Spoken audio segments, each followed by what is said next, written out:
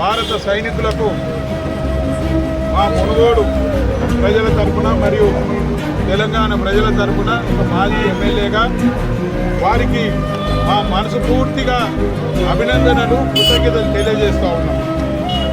వారి వీరోచితమైన పోరాటంతో భారత పౌరులను పాకిస్తానీలు ఉగ్రవాదులు కాల్చి చంపడంతో ఇవాళ భారత సైన్యం భారతదేశం యొక్క చైతన్యం ఏందో, భారతదేశం యొక్క పౌరుషం ఏందో ఇవాళ 2 గంటల్లోనే నిన్న అపారంగా చూపించడం జరిగింది.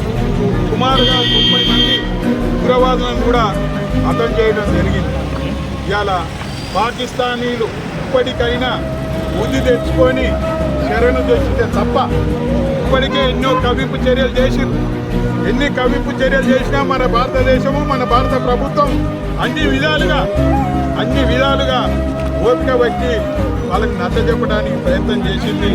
కానీ వాళ్ళు ఇలా ఎన్నో రకాలుగా భారతదేశ పౌరులను భారతదేశ యొక్క ప్రభుత్వాన్ని ఇబ్బంది పెట్టడానికి ప్రయత్నం చేసింది.